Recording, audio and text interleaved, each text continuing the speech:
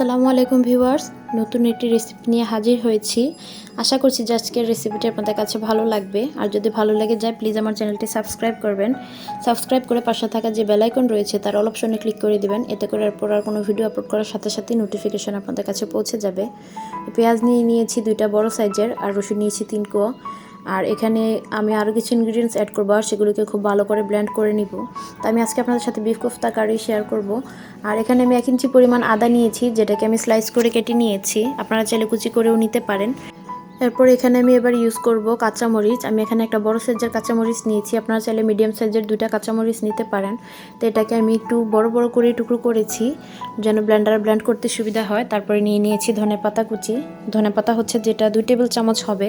এটা কুচি করার পর দেখবেন যে 2 টেবিল চামচ হবে। তো এগুলোকে খুব ভালো করে ধুয়ে তারপর সব ইনগ্রিডিয়েন্টস এখন আমি খুব ভালো করে ব্লেন্ড করে নিব। তো এখানে আমি আমার ব্লেন্ডারে ভালো করে ব্লেন্ড করে নিচ্ছি। আপনারা চাইলে শিলেপাটায়ও বেটে নিতে পারেন, কোনো সমস্যা নেই। তো আমি আমার ব্লেন্ড করা হয়ে গিয়েছে, দেখতেই পাচ্ছেন। খুব বেশি যে ব্লেন্ড করেছি ওইরকমটা একদমই নয়। তারপর এখানে আমি নিয়েছি বিফ কিমা। তো বিফ কিমাটা আপনারা চাইলে কোনো সুপার শপ থেকে নিয়ে আসতে পারেন কিংবা ঘরে নিজেরা তৈরি করতে পারেন। তো এখানে এবার আমি বিফ কিমাটাকে অ্যাড করে দিচ্ছি। তো বিফ কিমাটা দিয়ে তারপর এটাকে আবারও আমি ব্লেন্ড করব। তো বিফ কিমাটা দিয়ে দেওয়ার পর এখানে আমি দিয়ে দিচ্ছি যে বেসনের গুঁড়ো হয়, মানে বেসন।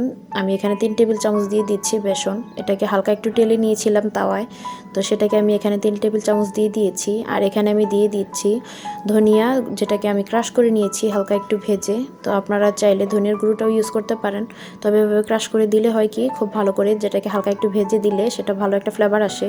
তো জিরে গুঁড়ো এখানে 1.5 চামচ পরিমাণ আমি দেব। তো দেখতেই পাচ্ছেন জিরেটাকেও কিন্তু আমি এখানে আগে প্রথমে রোস্ট করে নিয়েছিলাম, তারপর ইউজ করেছি, মানে ভালো করে ভেজে তারপর সেটাকে গুঁড়ো করেছি। গরম মশলা দিয়ে দিয়েছি 2 চা চামচ। তো এখানে আমি মরিচের গুঁড়ো দিয়ে দিচ্ছি 1 টেবিল চামচ পরিমাণ। তো আপনারা চাইলে ঝালটা আপনাদের ইচ্ছে মতো কম বেশি করে নিতে পারেন, তবে যেহেতু আমি এখানে গরুর মাংস নিয়েছি তো ঝালটা একটু বেশি হলেই খেতে ভালো লাগবে। ঘি নিয়েছি আমি এখানে 1 টেবিল চামচ পরিমাণ। তো আপনারা ইনগ্রিডিয়েন্টসগুলো আপনাদের পরিমাণ মতো বাড়িয়ে কমিয়ে নিতে পারেন, সেটা আপনাদের ইচ্ছে মতো। আর লবণ এখানে আমি স্বাদ মতো দিয়ে দিব, তবে আপনারা চাইলে লবণ কম বেশি করে নিতে পারেন। তো সব ইনগ্রিডিয়েন্টস এখানে দেওয়ার পর এখানে আমি এবার অ্যাড করছি অল্প পরিমাণে একটু লবণ, যেটা আমি একটু দিয়েছিলাম। তারপর এখানে 2 টেবিল চামচ যেহেতু আমার লাগবে। তো এবার এরপর যে আমরা এখানে একটা ডিম ভেঙে দিয়ে দিচ্ছি। তো ডিমটা চাইলে আপনারা আগে থেকে ঘুটেও দিতে পারেন, তবে ঘুটে না দিলেও কোনো সমস্যা নেই, কেননা যেহেতু আমরা এটাকে ব্লেন্ড করে নিব, ব্লেন্ডারে এটা হয়ে যাবে পারফেক্টলি। তো এবার সব ইনগ্রিডিয়েন্টসগুলোকে আমি একসাথে খুব ভালো করে ব্লেন্ড করে নিব, যেন এটা খুব ভালো করে একটা মসৃণ একটা ডোয়ের মতো তৈরি হয়, সেরকমভাবে করে নেব। তো যেহেতু এখানে আমরা বিফ দিয়েছি, আপনারা চাইলে কিন্তু এটাকে চিকেন দিয়েও করতে পারেন, কোনো সমস্যা নেই, চিকেন দিয়ে ট্রাই করেও দেখতে পারেন। তো আমাদের মিক্সচারটা রেডি হয়ে গিয়েছে, আর আমি আপনাদেরকে দেখিয়ে দিচ্ছি এটার মিক্সচারটা একটু দেখুন, খুব ভালোভাবে কিন্তু ব্লেন্ড হয়ে গিয়েছে সব ইনগ্রিডিয়েন্টসগুলো। তো এটা কিন্তু খেতে ভীষণ ভালো লাগে। আর ভিউয়ার্স, রেসিপিটি দেখার পর যদি আপনাদের কাছে এতটুকু হেল্পফুল মনে হয়ে থাকে, আপনারা কিছু শিখে থাকেন বা ভালো লাগে থাকে, তো প্লিজ আমার চ্যানেলটি সাবস্ক্রাইব করবেন। সাবস্ক্রাইব করে পাশে থাকা যে বেল আইকনটি রয়েছে তার অল অপশনে বাজিয়ে দিবেন, যেন এতে করে এরপর আমি আর কোনো ভিডিও আপলোড করলে নোটিফিকেশান আপনাদের কাছে পৌঁছে যায়। তা আমি এখানে এই কিমাটা থেকে, যেটা আমি তৈরি করেছি মিশ্রণটা, সেটা থেকে আমি ছোট ছোট বলাকৃতি করে নিব। আপনারা চাইলে চ্যাপটা হোক, খাড়া হোক, মানে যেভাবে খুশি করতে পারেন। তো আমি যেহেতু কোফতা করছি বলাকৃতিতে করে নিয়েছি। আর এখানে চুলে আমি একটা কড়াই বসিয়ে দিয়েছি, তার মধ্যে আমি দিয়ে দিয়েছি পরিমাণ মতো তেল। এবার এই তেলের মধ্যে আমি এবার এখানে দিয়ে দিচ্ছি 3-4টে এলাচ। তো এলাচটাকে হালকা একটু ফাটিয়ে নিয়েছি, জাস্ট এলাচের মাথাটা একটু হাতে ভেঙে দিয়েছি, যাতে করে এলাচের থেকে ভালো ফ্লেভার একটা আসে। তো দেখতেই পাচ্ছেন এলাচটা আমার অলরেডি ফ্রাই হয়ে গিয়েছে, এলাচ থেকে একটা ভালো ফ্লেভার আসছে। এবার এখানে আমি রসুন বাটা, আদা বাটা 1 টেবিল চামচ করে দিয়ে দিব। তো এক্ষেত্রে কিন্তু তেলে দেওয়ার পর আদা রসুনটা একটু ছেটা শুরু করবে, সেক্ষেত্রে সাবধানতা অবলম্বন করবেন। তো আমি আগে এটাকে একটু ভালো করে ভেজে নিচ্ছি। রসুন বাটাটা, আদা বাটাটা দিয়েছিলাম, যেটাকে ভালো করে ভেজে নেওয়ার পর এবার এখানে আমি 3টা মিডিয়াম সাইজের টমেটোকে ব্লেন্ড করে নিয়েছি। তো এই টমেটো পিউরিটা দিয়ে দিয়েছি আমি এখানে। দিয়ে দেওয়ার পর দেখুন এখন কিন্তু ছিটাটা বন্ধ হয়ে গিয়েছে। তো এবার এখানে আমি স্বাদ মতো লবণ অ্যাড করে দেবো। লবণটা অ্যাড করে দিয়ে তারপরে এর মধ্যে আমি আরও বাকি কিছু ইনগ্রিডিয়েন্টস ইউজ করব। তো এখানে আমি দিয়ে দিচ্ছি মরিচের গুঁড়ো। তো মরিচের গুঁড়োটা এখানে আমি দিয়ে দিব। আর মরিচের গুঁড়ো দেওয়ার কারণে দেখবেন খুব সুন্দর একটা কালারও আসবে, আর খেতেও ভীষণ ভালো লাগবে। তবে যেহেতু আমরা ওইখানে কিমাটার সাথে মরিচের গুঁড়ো দিয়ে দিয়েছিলাম, এখানে দেওয়ার সময় সেটা লক্ষ্য রাখবেন যেন পরিমাণটা খুব বেশি না হয়ে যায়। এখানে জাস্ট যে ইনগ্রিডিয়েন্টসগুলো আমরা তেলে দিয়েছি সেই ইনগ্রিডিয়েন্টসের পরিমাণে কিন্তু আমরা হলুদ মরিচগুলো অ্যাড করে দেব। তো এরপর এখানে আমি আমার আরও কিছু ইনগ্রিডিয়েন্টস রয়েছে, যেমন ধনিয়ার গুঁড়ো দিয়ে দিচ্ছি। ধনিয়ার গুঁড়ো দিয়ে দেওয়ার পর এবার এখানে আমি অ্যাড করব জিরার গুঁড়ো। তো জিরার গুঁড়োটা আমি খুবই অল্প পরিমাণে দেবো, যেহেতু সব ইনগ্রিডিয়েন্টসই আমরা আগে ওইখানে কিমা ইউজ করেছি, সেজন্য ইনগ্রিডিয়েন্টসগুলো দেওয়ার সময় কিন্তু লক্ষ্য রাখতে হবে যেন এখানে খুব বেশি না হয়ে যায় ইনগ্রিডিয়েন্টসগুলো।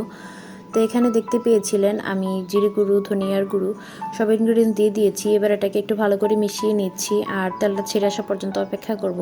তো দেখতেই পাচ্ছেন এই পর্যায়ে এটা ফুটে আসছে। তো যখন দেখবেন যে মশলাটা ভালো করে ফুটে আসবে তখন কিন্তু এর গা থেকে তেলটা ছেড়ে দিবে। আর ততক্ষণে আমরা এখানে তেলটা ছেড়ে দেওয়ার জন্য রেখে আমরা এখানে আবার একটা মিক্সচার তৈরি করতে যাচ্ছি। তো তার জন্য এখানে আমি টক দই নিয়ে নিয়েছি 1 কাপ। তো আপনারা কিন্তু এখানে টক দইটা ইউজ করবেন, আপনারা চাইলে ঘরে টক দই বানিয়ে নিতে পারেন, তখন কিন্তু পানিটাকে ঝারিয়ে নিতে হবে। আর চাইলে কিনা আনা টক দই ইউজ করতে পারেন। তো এখানে আমি একটা বড় সাইজের পেঁয়াজকে বেরেস্তা করে রেখেছিলাম। পেঁয়াজের বেরেস্তাটা আমরা দিয়ে দিয়েছি। এবার এটাকে আমরা ভালো করে একটু ব্লেন্ড করে নেব যেন খুব মিহি একটা পেস্ট তৈরি হয়, যেন এটা আমরা যেহেতু এটা দিয়ে আমরা একটা গ্রেভি তৈরি করব। তো দেখতেই পাচ্ছেন এখানে আমার মশলাটা থেকে কিন্তু তেল অলরেডি ছেড়ে এসছে আর মশলাটা দেখতেই পাচ্ছেন গ্রেভি একটা তৈরি হয়ে গেছে, খুব সুন্দর একটা কালার তৈরি হয়েছে। তো এবার এটার মধ্যে কিন্তু আমি যে মিক্সচারটা তৈরি করে রেখেছিলাম সেটা দিব। তো সেটা দেখুন, যেহেতু আমরা পেঁয়াজের বেরেস্তাটা দিয়েছি সেজন্য কালারটা একটু লালচে টাইপ হয়েছে, তাতে করে টেনশন করার কিছু নেই। তবে এটা দিলে কিন্তু দেখবেন যে গ্রেভিটার একটা অন্যরকম একটা টেস্ট আসে। তো এখানে এবার আমরা বাকি মশলার সাথে এই যে পেস্টটা তৈরি করেছি সেটাকে খুব ভালো করে মিশিয়ে নেব। তো আমাদের এই পর্যায়ে কিন্তু চুলার আঁচটা মিডিয়াম ফ্লেমেই থাকবে, কেননা হাই ফ্লেমে থাকলে এটা তলানিতে লেগে যাওয়ার একটা সম্ভাবনা রয়েছে। তো আমি এটাকে আবার অল্প কিছুক্ষণ ভালো করে ভেজে নেব আর ঢাকনা দিয়ে ঢেকে দেবো এটা কিছুক্ষণ ভাজা হওয়া পর্যন্ত। তো আমার তলানিতে হালকা একটু লেগে আসছিল, যদিও আমি একটু পরপর এটাকে একটু নেড়ে দিয়েছি। তো এখানে দেখতেই পাচ্ছেন, লক্ষ্য রাখবেন যেন এটা লেগে না যায়। তো আমি এখানে এটাকে হালকা পরিমাণে একটু পানি দিয়েছিলাম, সেই অংশটা কিছু কারণে স্কিপ হয়ে গিয়েছে। তো অল্প একটু পানি দিয়ে দিবেন যাতে করে তলানিতে লেগে না যায়, জাস্ট একদম অল্প। তো এরপর এখানে আবার একটু পরিমাণ মতো লবণ দিয়ে দিচ্ছি, যেহেতু ওইখানে পেঁয়াজ এবং টক দইটা ইউজ করেছি। তো এখানে অল্প একটু সয়া সস আমি দিয়ে দিয়েছি। আর এবার এখানে আমি দিয়ে দিব কিছু ব্ল্যাক পেপার বা ক্রাশ করা গোলমরিচ। আসলে এখানে আমি লেখাটা একটু ভুল হয়ে গিয়েছিল। তো ব্ল্যাক পেপার আর ক্রাশ করা গোলমরিচ দিয়ে দিব আমরা এখানে। দিয়ে দেওয়ার পর এটাকে আবার ভালো করে একটু নেড়ে ছেড়ে নিব। তো দেখতে পাচ্ছেন তেলটা খুব সুন্দর করে ছেড়ে এসছে।